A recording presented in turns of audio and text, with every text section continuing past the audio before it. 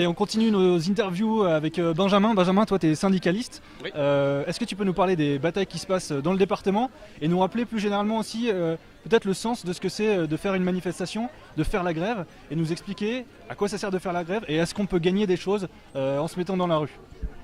Alors, il y a quelques temps de ça, après le mouvement sur les ordonnances, on a beaucoup entendu sur les plateaux de télé ou certains responsables de La République En Marche nous dire ça y est, vous voyez, les syndicats n'ont pas mobilisé et finalement les Français ont compris les réformes d'Emmanuel Macron. Pas du tout. Les mobilisations, elles sont systématiques, elles sont extrêmement nombreuses. Là, dans le département, je peux vous faire une petite liste rapide. On a là en ce moment 2 piquettes de travailleurs sans papier à la Queue-en-Brie et à Chevilly.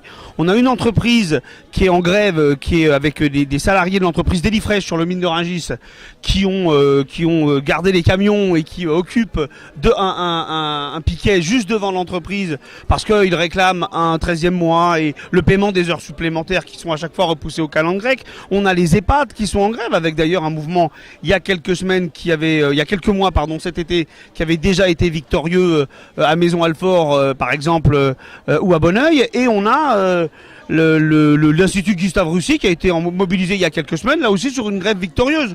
On a les territoriaux de Villejuif qui sont là aussi mobilisés. Il y a quelques jours de ça, ils étaient mobilisés par rapport aux places de parking parce qu'on les oblige à payer lorsqu'ils viennent stationner pour travailler. Donc des mobilisations, il y en a partout. Et le 22 mars se profile.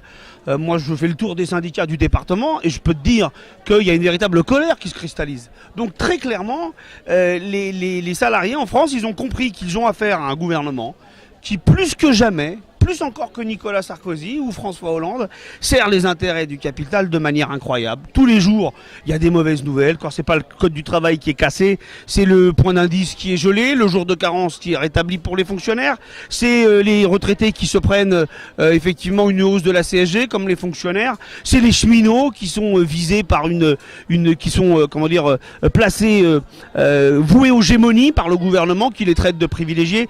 Et pendant ce temps-là, on ne taxe plus le capital, ou du moins la taxation du capital devient dérisoire. On supprime les 3/4 de l'impôt sur la fortune. Et ça, je pense que les salariés commencent à en avoir marre. Et ça se sent. Et c'est une très bonne chose.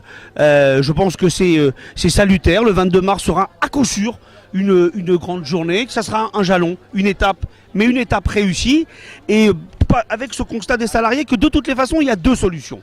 Soit on ne fait rien et on se fait tondre, soit on tente de se battre et on fera reculer le gouvernement sur une échelle. Alors ça se fera, à mon avis, ça va être une guerre d'opposition. Ça va pas se faire d'un coup, en un claquement de doigts, mais on va progressivement construire une riposte sociale. Et le gouvernement, très clairement, le gouvernement la redoute. Moi, je passe régulièrement sur les plateaux de télé, j'ai affaire à des députés En Marche, et je peux te dire qu'ils sont fébriles. Merci beaucoup Benjamin pour ces informations. Le 22 mars, du coup, tu es dans la rue? Val-de-Marne, dans la rue derrière le camion de la CGT Val-de-Marne. On se donne rendez-vous là-bas alors. Exactement.